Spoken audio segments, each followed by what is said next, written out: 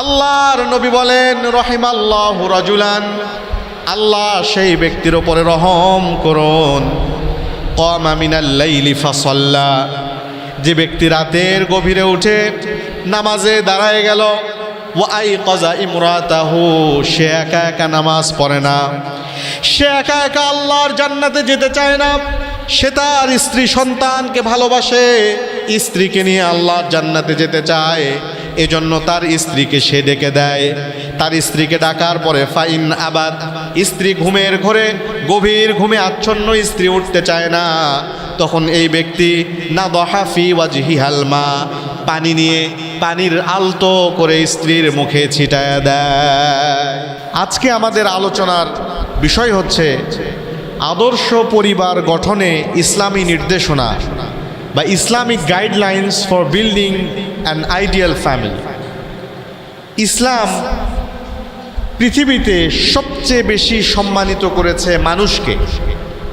এই পৃথিবীর সবচেয়ে রেসপেক্টেড, সবচেয়ে অনার্ড যেই জীব, যেই মাখলুক, সেটা হলো মানুষ। মানুষের মধ্যে আল্লাহ তাআলা সবচেয়ে বেশি সম্মানিত করেছেন মুমিনকে, আমাদেরকে। সুবহানাল্লাহ বলবেন না? আমরা হলাম পৃথিবীর সবচেয়ে সম্মানিত সৃষ্টি, সবচেয়ে সম্মানিত মাখলুক। আমাদের চেয়ে সম্মানিত, আমাদের চেয়ে রেসপেক্টেড, অনার্ড কোনো সৃষ্টি আল্লাহ রাব্বুল আলামিন পৃথিবীতে করেন নাই। এই মানুষকে আল্লাহ তাআলা এত সম্মান দিয়েছেন, এত সম্মান দিয়েছেন, যেই সম্মানের ব্যাপারে, যেই মর্যাদার ব্যাপারে অন্য কোনো সৃষ্টির ব্যাপারে এই কথা আর বলেন নাই। আল্লাহ রাব্বুল আলামিন কুরআনুল কারীমের 17 নম্বর সূরা বনি ইসরাঈলের 70 নম্বর আয়াতে ঘোষণা করেছেন, আল্লাহ রাব্বুল আলামিন বলেন, ওয়ালাকাদ কাররামনা বনি আদম ওয়া হামালনাহুম ফিল বাররি ওয়াল বাহরি ورزقناهم من الطيبات وفضلناهم على كثير ممن خلقنا تفضيلا। আল্লাহ রাব্বুল আলামিন বলেন, ওয়ালাকাদ কাররামনা বনি আদম, ও দুনিয়ার মানুষ শুনে রাখো, আমি আদম সন্তানকে সবচেয়ে বেশি সম্মানিত করেছি। আমি বনি আদম মানুষকে সবচেয়ে বেশি সম্মানিত করেছি। ওয়া হামালনাহুম ফিল বাররি ওয়াল বাহরি, জলে স্থলে তার জন্য আমি বাহনের ব্যবস্থা করেছি। ওয়া রাযাকনাহুম মিনাত তাইয়্যিবাত, উত্তম রিজিক তাকে আমি দান করেছি। ওয়া ফাদ্দালনাহুম আলা কাসীরিম মিম্মান খালাকনা তাফদীলা। আল্লাহ বলেন, আমি এই পৃথিবীতে যত সৃষ্টি করেছি সব সৃষ্টির ওপরে আমি বনি আদম তথা মানুষকে শ্রেষ্ঠত্ব এবং মর্যাদা দিয়েছি। মানুষকে সবচেয়ে বেশি মর্যাদাবান বানিয়েছি। মানুষ হলো সবচেয়ে অনার্ড, মানুষ সবচেয়ে রেসপেক্টেড। আল্লাহ রাব্বুল আলামিন বলেছেন, কত সম্মান!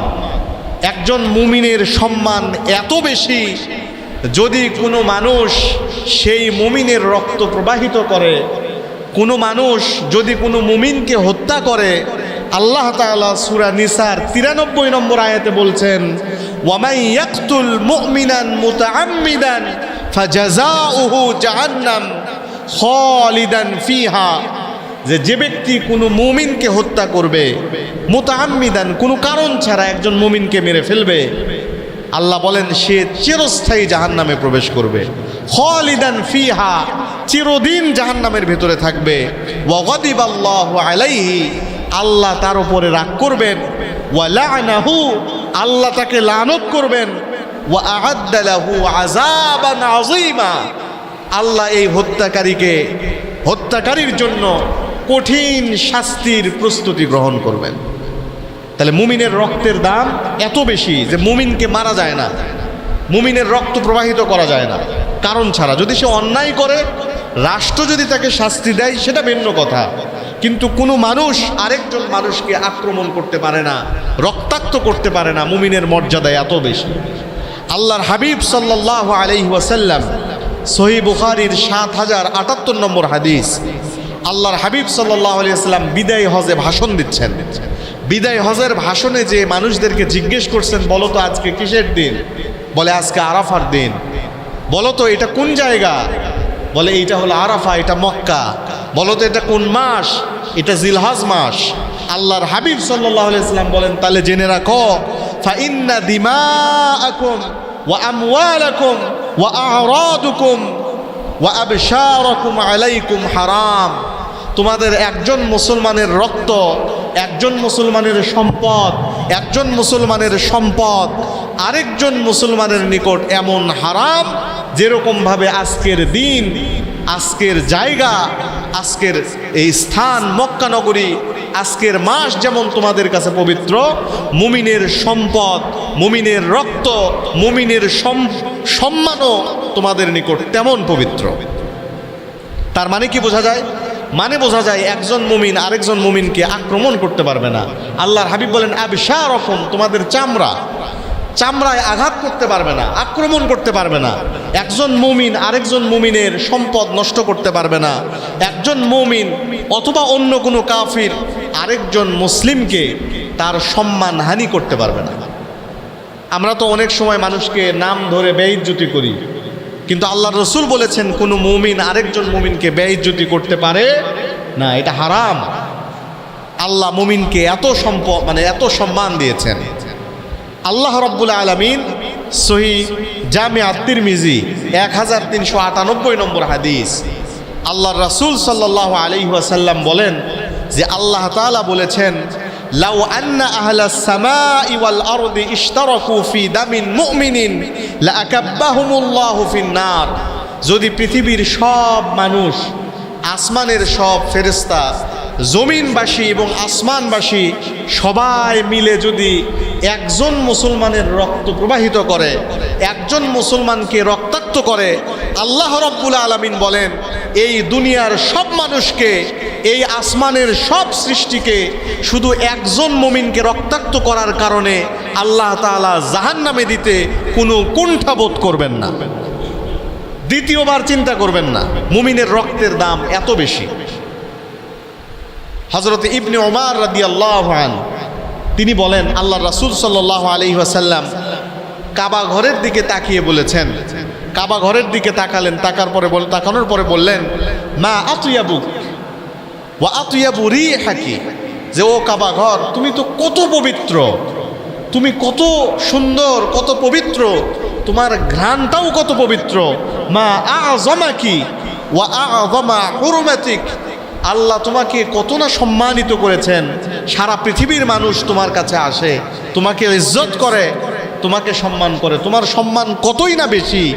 এত সম্মান হওয়ার পরেও ও কাবা ঘর, তুমি জেনে রেখো, ওয়াল্লাযী নাফসু মুহাম্মাদিন বিয়াদি, মুহাম্মাদের প্রাণ যেই আল্লাহর কাছে রয়েছে, সেই আল্লাহর কসম করে বলি, ও কাবা ঘর, তোমার যে সম্মান, তোমার যে মর্যাদা, লা হুরমাতুল মুমিন আযমু ইনদাল্লাহি হুরমাতিন মিনক, তোমার মর্যাদার চেয়ে আল্লাহর কাছে একজন মুমিনের মর্যাদা অনেক বেশি। সুতরাং একজন মুমিনকে রক্তাক্ত করলে, একজন মুমিনকে হত্যা করলে কাবাঘর ধ্বংস করার যে গুনাহ হবে তার চেয়ে বেশি গুনাহ হয়। ইবনে ওমর বলেন, কাবাঘরকে বারবার ধ্বংস করলে যেমন গুনাহ হয়, একজন মানুষকে নিহত করলে, একজন মানুষকে হত্যা করলে তার চেয়ে বেশি গুনাহ হয়। কাবাঘর ধ্বংস করার চেয়ে মুমিনকে মেরে ফেলা, রক্তাক্ত করাটা কঠিন গুনাহ। এটুকুকে আমরা বুঝতে পেরেছি প্রিয় ভাইয়েরা। এরপরে আল্লাহ রাব্বুল আলামিন বলছেন, মুমিনের রক্ত এত দামি হওয়ার পরেও তিনটা কারণে একজন মুমিনকে হত্যা করা যাবে। বলেন তো কয়টা কারণে? তিনটা কারণে হত্যা করা যাবে। এক নাম্বার হচ্ছে আন-নাফসু বিন-নাফসি, সে যদি আরেকজনকে মেরে ফেলে তাহলে তাকেও হত্যা করা যাবে, কিসাস করা যাবে। এরপরে আল্লাহ রাসূল বলেন, ওয়াত-তারিকু লিদীনি, কেউ যদি ইসলাম ধর্ম গ্রহণ করার পরে ইসলামী রাষ্ট্রে থেকে মুরতাদ হয়ে যায়, ইসলাম থেকে বেরোয় যায়, তাহলে তাকে হত্যা করা যাবে রাষ্ট্রীয়ভাবে। আর তিন নম্বরে, যদি কোনো মানুষ বিয়ে করার পরে বিবাহিত হওয়ার পরে যদি কোনো পুরুষ, যদি কোনো মহিলা জিনায় লিপ্ত হয়, ব্যভিচারে লিপ্ত হয়, তাহলে তাকে হত্যা করা যাবে। বিষয়টাকে বুঝতে পারলাম প্রিয় ভাইরা? তিনটা জিনিস, তিনটা কারণে তাদেরকে হত্যা করা যাবে। এর মধ্যে আল্লাহ রসুল বলছেন, যদি কাউকে কিসাস করা হয়, হত্যার বদলে হত্যা করা হয়, মার্ডারের শাস্তি দেওয়া হয়, অথবা কেউ যদি দিন থেকে বের হয়ে যায়, তার শাস্তি মৃত্যুদণ্ড হবে, তবে এমনভাবে মৃত্যুদণ্ড কার্যকর করতে হবে যাতে তার শাস্তি, যাতে তার কষ্টটা কম হয়। যেমন যদি চাকু দিয়ে তার কাল্লা কাটা হয়, যদি মাথা কেটে ফেলা হয়, তাহলে চাকুটা এত ধারালো হতে হবে যাতে 1 কোপে বা 2 কোপে মাথাটা কেটে যায়। যদি ফাঁসি দেওয়া হয়, দড়িটা চিকন হতে হবে যাতে তাড়াতাড়ি মরে যায়, কষ্ট বেশি না পায়। কিন্তু 3 নম্বরে, যারা বিবাহিত হওয়ার পরে, ফ্যামিলি থাকার পরে যারা জিনায় লিপ্ত হবে, ব্যভিচারে লিপ্ত হবে, আল্লাহর হাবিব বলেন এর মৃত্যু সোজা নয়। একে মৃত্যুদণ্ড দিতে হবে এভাবে, তাকে মাটির ভিতরে পুঁতে চারদিক থেকে মুসলমান নারী পুরুষ তারা চারদিক থেকে পাথর মারবে। কোনো পাথর লেগে এর দাঁত ভেঙে যাবে, কোনো পাথর লেগে নাক ফেটে যাবে, কোনো পাথর লেগে রক্তাক্ত হয়ে যাবে, মাথার মগজ বের হয়ে যাবে, চিৎকার করতে করতে এ মারা যাবে। একে এই শাস্তি দিয়েই মৃত্যুদণ্ড কার্যকর করতে হবে। এখন বলেন তো, তাহলে সবচেয়ে বেশি শাস্তি আল্লাহ তাআলা কোনটাতে দিয়েছেন? জিনাকারীকে বেশি শাস্তি দিয়েছেন। কেন? তার কারণ হচ্ছে এই, একজন মানুষ আরেকজন মানুষকে হত্যা করলে পরিবার নষ্ট হয় না, সমাজ নষ্ট হয় না। কেউ ইসলাম থেকে বের হয়ে গেলে সে মোরতাদ হয়ে যায়, সে কাফের হয়ে যায়, পরিবার নষ্ট হয় না। কিন্তু যখন কোনো মানুষ জিনা ব্যভিচারে লিপ্ত হয়, তখন সমাজ নষ্ট হয়, পরিবার নষ্ট হয়। আর পরিবার নষ্ট হওয়ার শাস্তি আল্লাহ তাআলা ইসলামের সর্বোচ্চ শাস্তি দিয়েছেন। তাহলে পরিবারের গুরুত্ব আমরা কি বুঝলাম? ইসলাম মানেই পরিবার। সারা পৃথিবীতে যদি ইসলাম পালন নিষিদ্ধ হয়ে যায়, পৃথিবীতে অনেক দেশ আছে দাড়ি রাখা যায় না, নামাজ পড়া যায় না। ভারতেও বিভিন্ন জায়গায় এখন মসজিদে নামাজ পড়া যাচ্ছে না। কিন্তু সব যদি বন্ধ হয়, পরিবারের ইসলাম প্র্যাকটিস কি বন্ধ করা যাবে? কথা বলেন, যাবে? যাবে না। এজন্য ইসলাম প্রায়োরিটি দিয়েছে পরিবারকে। একটা আদর্শ পরিবার গঠন করতে হবে এবং ইসলামের প্র্যাকটিসটা শুরু হবে পরিবার থেকে। যদি সুন্দর পরিবার হয়, আদর্শ ফ্যামিলি হয়, যদি পরিবারটা ইসলামিক হয়, তাহলে তার পুরো পরিবার, তার বাড়িটাকে যিনি জান্নাত বানিয়ে দিবেন, আওয়াজ দিয়ে বলতে হবে তিনি কে? আল্লাহ রাব্বুল আলামিন। এখন পরিবার তো এমনি এমনি ইসলামিক হবে না, আমাদের নিজেদের এটাকে গঠন করতে হবে, গড়তে হবে। আজকে যদি আমাদের মসজিদে আমাদের মা বোনেরা উপস্থিত থাকতেন, তাহলে হয়তো ওনারা শুনে উপকৃত হতে পারতেন। তো যেহেতু ওনারা নাই, আপনারা বাসায় যেয়ে তাদেরকে বলবেন, তাদেরকে নসিহত করবেন। আর আমার ভিডিও আছে ইউটিউবে, আমার নাম সার্চ দিলেও এই ভিডিওগুলো আসে, এটা তাদেরকে শোনাবেন, বাসায় এটা শুনবেন যে একটা পরিবার গঠনের জন্য পুরুষের যেমন ভূমিকা আছে, একই রকমভাবে একজন নারীরও ভূমিকা রয়েছে। এখন এই পরিবার গঠনের মূল প্রক্রিয়া, প্রথম প্রক্রিয়া শুরু হলো বিয়ের মাধ্যমে। সুতরাং বিয়ে করতে হবে। যখন ছেলেকে বিয়ে দেওয়া হবে, তখন দেখতে হবে একটা সুন্দর, ইমানদার, উত্তম স্ত্রী, ভালো মেয়ে দেখে বিয়ে দিতে হবে। আবার যখন আমরা মেয়ে বিয়ে দেব ছেলের দেখে, তখন ছেলেটা যেন ভালো হয়, ছেলেটা যেন দিনদার হয়, সেটা দেখে বিয়ে দিতে হবে। কিন্তু আমাদের সমাজে দেখি মানুষ আমাদের কাছে আসার পরে বলে যে হুজুর, আপনারা তো 5 ওয়াক্ত নামাজ পড়েন, আপনারা কোরআন পড়ান, কত ভালো আপনাদের জীবন। এই কথা উনি বলে, কিন্তু মেয়ের বিয়ে দেয় পুলিশের সাথে। কথা বুঝতে পেরেছেন? পুলিশের সাথে কেন বিয়ে দেয়? কারণ ওখানে টাকা আছে। এই যে মানুষ হুমড়ি খেয়ে বিসিএস পরীক্ষা দিচ্ছে, যদি ঘুষ বন্ধ করা যায়, আমি দায়িত্ব নিয়ে আপনাকে বলতেছি, বিসিএস পরীক্ষা দেওয়ার লোক খুঁজে পাবেন না। কারণ বেতন তো কম। মানুষ বিসিএসে অ্যাডমিনে যাইতে চায়, কাস্টমসে যাইতে চায়, ট্যাক্সে যাইতে চায়। কারণ কি? কারণ হলো অঢেল পরিমাণ ঘুষ খাওয়া যায়, ধরার কেউ নাই, ইচ্ছা মতো ঘুষ খাওয়া যায়, টাকা রাখা যায়, এই জন্য এগুলোর মূল্যায়ন বেশি। আপনি যদি এটাকে ফ্রেমের মধ্যে নিয়ে আসেন, দেখবেন মানুষ ওইটার চেয়ে গরু পালাকে বেশি পছন্দ করবে, ওইটার চেয়ে কৃষিকাজ করাকে বেশি পছন্দ করবে। মানুষেরা আসে। আজকে আপনি দেখবেন যে সমাজের যারা ভালো তাদের কিন্তু রোজগার অনেক ক্ষেত্রে কম হয়। অনেক মানুষ আসে, সারা পৃথিবীর সব লোকের বেতন বাড়ে, কিন্তু মসজিদের ইমাম মুয়াজ্জিন এদের বেতন বাড়ে না। এক জায়গায় একজন লোক, আমার এক বন্ধু মানুষ আছে, উনি ওনার মসজিদে, উনি ইমাম সাহেব, তো ওই মসজিদের যিনি মোটামুটি কমিটির যারা দায়িত্বে আছেন তাদের একজনকে বলছেন যে ভাই এবার একটু আমার বেতনটা একটু বাড়ায় দেন না।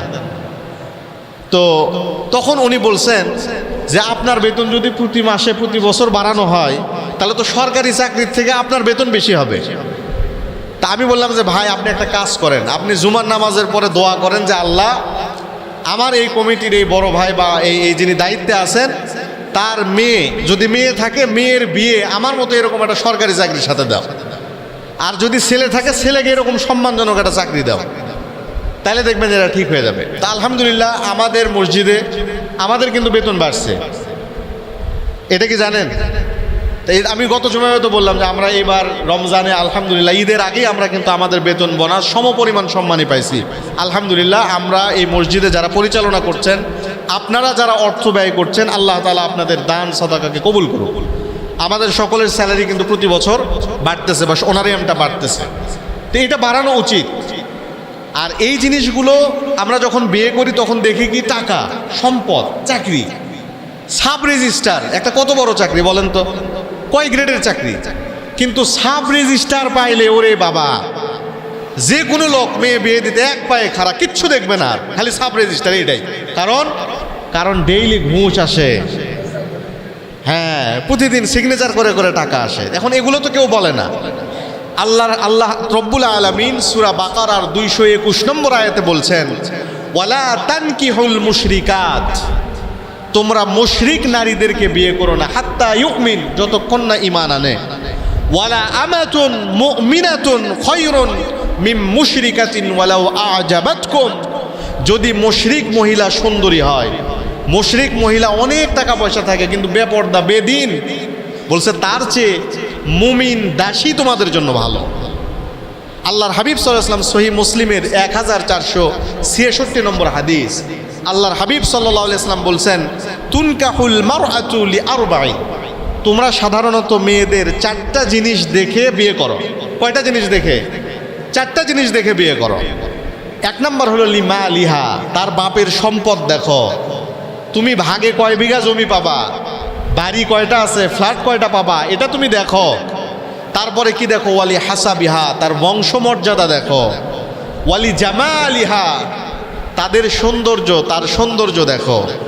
ওয়ালি দীনিহা, তাদের ধর্মটাও, তাদের দিনদারিটাও দেখো। তবে শেষে আল্লাহ রসুল বলছেন ফাগফার বিযাতিদ দ্বীন, দিনকে প্রাধান্য দাও। যদি কারো ভিতরে ইমানদারি বেশি থাকে, যদি কোনো মেয়ের ভিতরে দিন বেশি থাকে, টাকা পয়সা যদি একটু কমও থাকে, বাপের পেশাটা যদি ছোটও হয়, তারপরেও তুমি ওইটাকে প্রায়োরিটি দাও। কারণ তুমি যদি দিনকে প্রায়োরিটি না দাও তাহলে তুমি শূন্য হাতে, খালি হাতে চলে আসবে, তুমি কল্যাণ নিয়ে আসতে পারবা না। সুতরাং প্রিয় হাজিরিন, উত্তম পরিবারের প্রথম বৈশিষ্ট্য হচ্ছে একটা দিনদার মেয়েকে বিয়ে করা, দিনদার ছেলে দেখে মেয়েকে বিয়ে করানো। এর মানে এই নয় যে একটা ছেলে খালি দিনদার, নামাজ পড়ে, কোনো কাম করে না, এর সাথে কিন্তু মেয়ের বিয়ে দেওয়া যাবে না। প্রকৃত দিন যারা বোঝে, যারা দিনদার মানুষ, তারা কিন্তু কর্মঠ বটে। আল্লাহ রাসূল দিনদারও ছিলেন, কর্মঠ ছিলেন, কাজও করতেন। তো যারা দিনদার এবং কর্মঠ, যারা দায়িত্ববান, দায়িত্ব জ্ঞানহীন নয়, এরকম ছেলে দেখে মেয়েদেরকে বিয়ে দিতে হবে।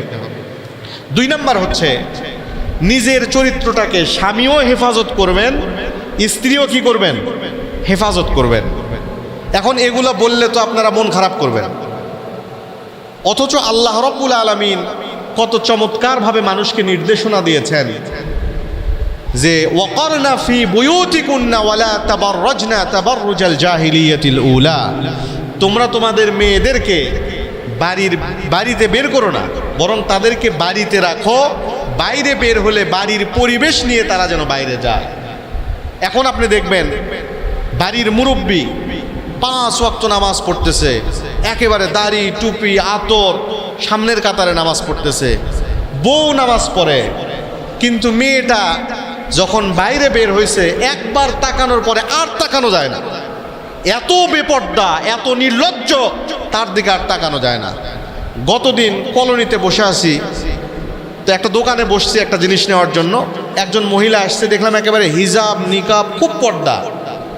পাশেই মেয়েটাকে নিয়ে আসছে, যেই মেয়ের দিকে তাকানো যায় না, তাকানোই যায় না।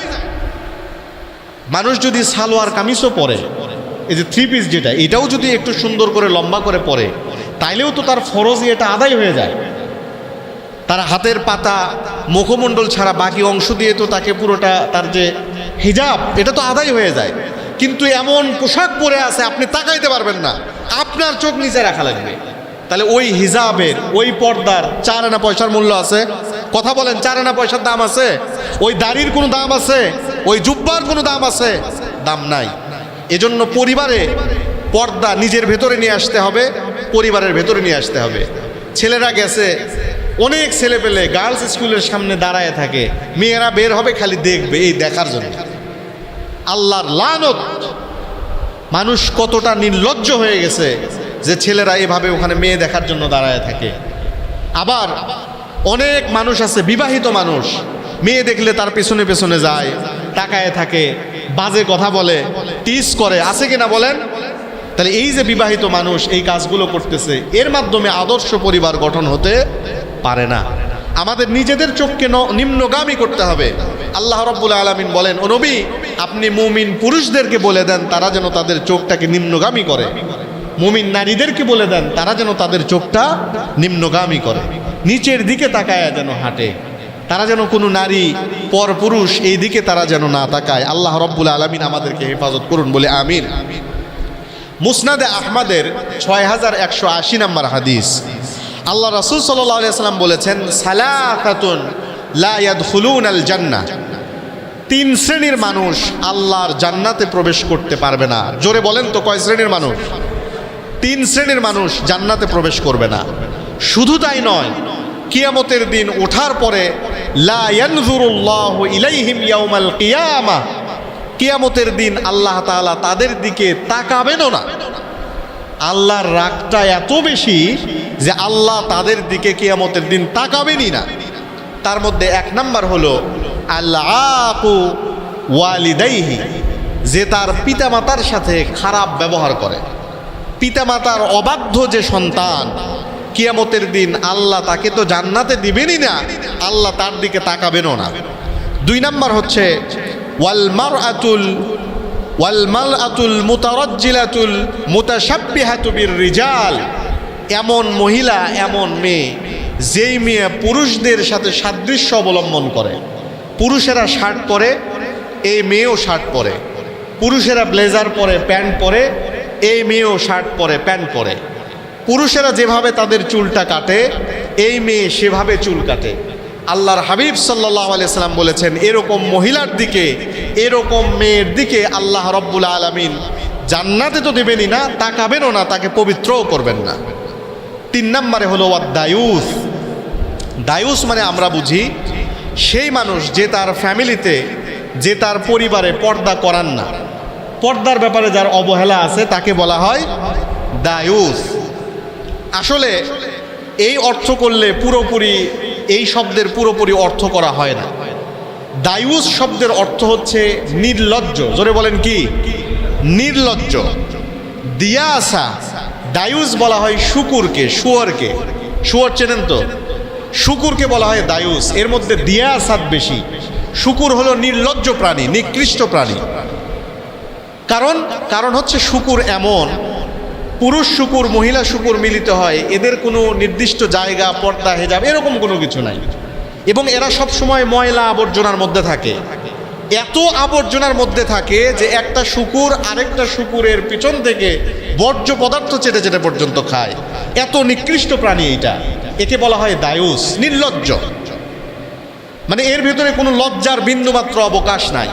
তো আল্লাহ রাব্বুল আলামিন তার হাবিবের মাধ্যমে বলেছেন, যেই মুসলমান, যেই মুমিন তার স্ত্রী কন্যাকে পর্দায় রাখেন না, বরং শুকুর যেরকম নির্লজ্জভাবে চলাফেরা করে, সে তার স্ত্রী কন্যাকে এরকম নির্লজ্জভাবে চলাফেরা করায়, এই ব্যক্তি হচ্ছে দায়ুস। এবং এই মুসলমানের রক্ত এই শূকরের রক্তের মধ্যে কোনো পার্থক্য নাই, একই জিনিস। একে আল্লাহ তাআলা কিয়ামতের দিন জান্নাতে প্রবেশ করাবেন না। এখন প্রশ্ন হচ্ছে, আমরা কেন আমাদের স্ত্রীকে পর্দা করাতে পারি না? পর্দা কি শুধু বাধ্য করেই করাতে হয়? উত্তর হলো না। আমরা আসলে আমাদের স্ত্রীদেরকে কখনো কাছে ডেকে এই হাদিস, এই কোরআনের জিনিসগুলো তাদেরকে কখনো বলিই নাই। তাদেরকে এরকম কোনো বই দেই নাই যে তারা পড়ে এটার গুরুত্ব বুঝতে পারে। আমাদের দেশে মহিলারা বাজারে যেতে পারে, ওয়াজ মাহফিল হলে সেখানে মহিলা প্যান্ডেলে যে প্রজেক্টরে ওয়াজ শুনতে পারে, কিন্তু মহিলারা মসজিদে আসতে পারবে না। যদি কোনো হুজুর মহিলাদেরকে মসজিদে আসার ব্যাপারে বলে, তাহলে সব মুসল্লি মিলে ওই হুজুরের পিছনে লাগে, ঠিক কিনা বলেন? মহিলাদেরকে অন্তত সপ্তাহে একদিন মসজিদে আসার মতো ব্যবস্থা করা, সামাজিকভাবে করা প্রয়োজন। তারা তো জানেই না পর্দার গুরুত্ব। আপনি তো শুধু তাকে দোষ দিলে হবে না, এটা আমাদের ব্যর্থতা, আমরা তাদেরকে জানাইতে পারি নাই। আল্লাহ যে পর্দার ব্যাপারে এরকম কঠোর বিধান নাজিল করেছেন, আমরা তাদেরকে বলতে পারি নাই। আমি যখন চাকরিতে ছিলাম, তো আমাদের মিলিটারিতে যেটা ছিল যে মাঝে মাঝে বিভিন্ন পার্টি হতো।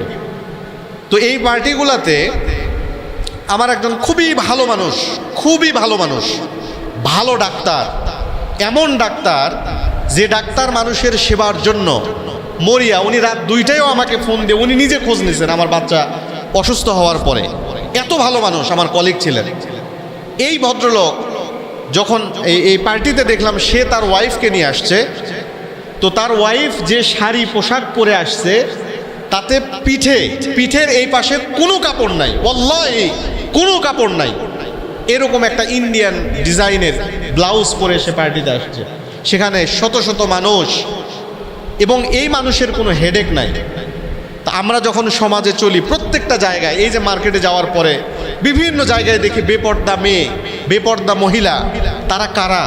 তারা আমাদের মা, তারা আমাদের বোন, ঠিক কিনা বলেন?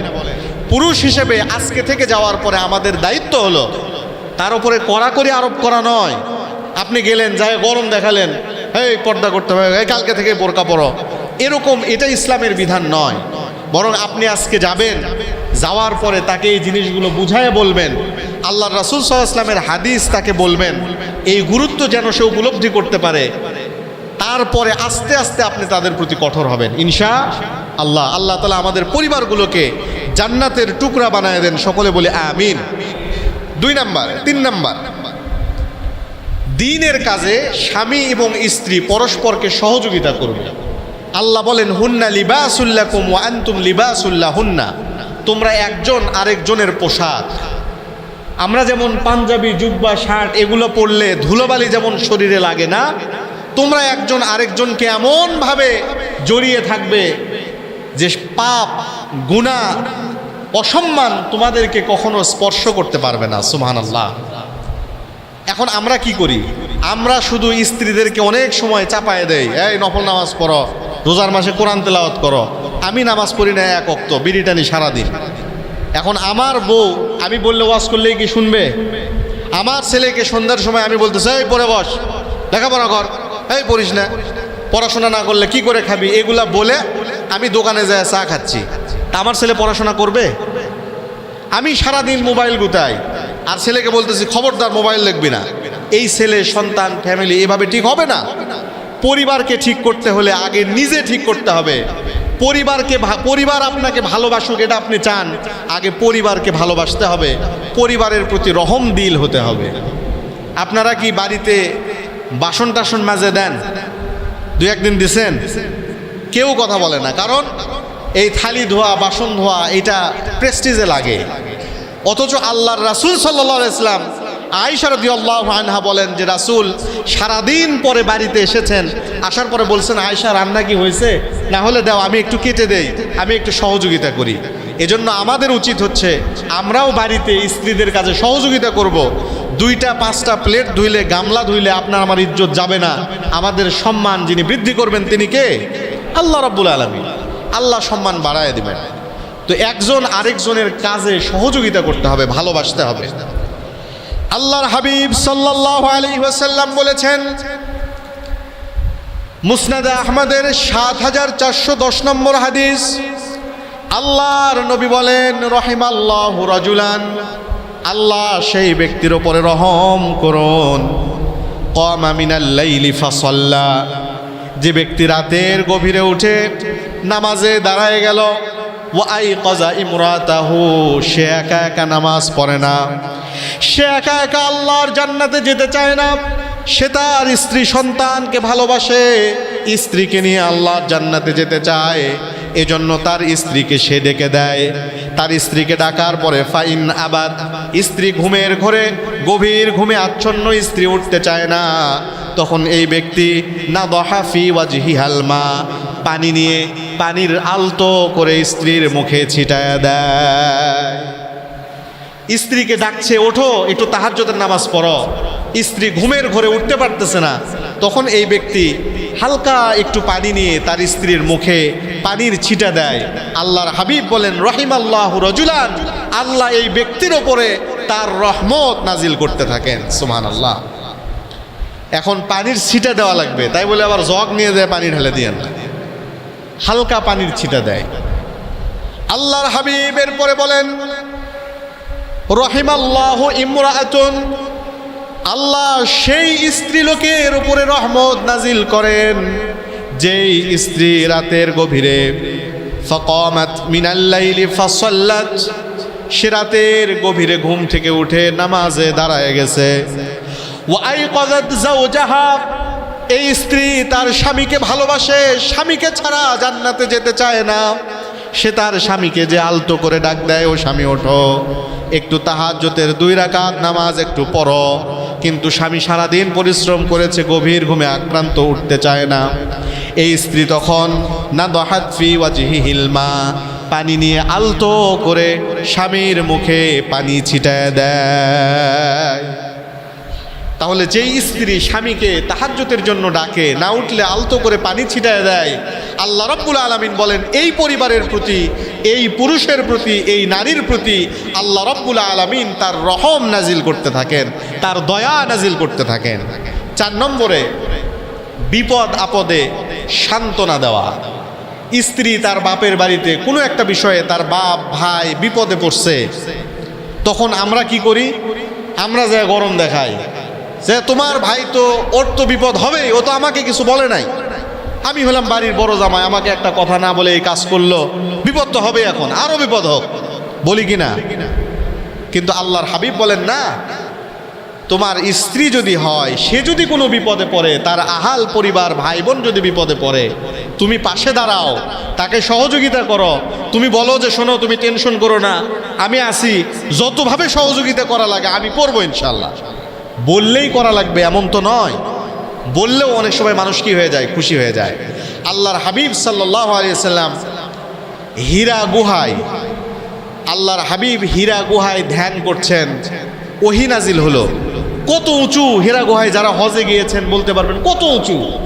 এখানে খাদিজা রাদিয়াল্লাহু আনহা আল্লাহর রাসূলের জন্য খাবার নিয়ে এই বৃদ্ধা মানুষ কষ্ট করে করে করে করে এই পাহাড়ে উঠতেন। আল্লাহর রাসূল জিবরিলকে দেখে, প্রথম ওহী দেখে ভয় পেয়ে গেছেন, উনি শরীর কাঁপতেছে, বাড়িতে আসছেন যে আমার শরীর কাঁপতেছে, আমার কি হয়, আমাকে একটু কম্বল জড়ায় দাও। খাদিজা বললেন, ও নবী, লা ইউখজিকাল্লাহু আবাদা, আপনি আমার স্বামী, আপনি টেনশন করেন কেন, আপনার কিচ্ছু হবে না ইনশাআল্লাহ। তার চাচাতো ভাই ওয়ারাকা ইবনে নওফেলের কাছে সাথে সাথে নিয়ে গেলেন, সহযোগিতা করেছেন। এজন্য পরিবারে একজন হাজব্যান্ড তার ওয়াইফকে, একজন ওয়াইফ তার হাজব্যান্ডকে সবসময় শারীরিক মানসিক সব দিক দিয়ে সহযোগিতা করতে হবে, এটাই ইসলামের বিধান। আল্লাহ রব্বুল আলামিন আমাদের সকলকে সেই তৌফিক দান করুন, সকলে বলি আল্লাহুম্মা আমিন।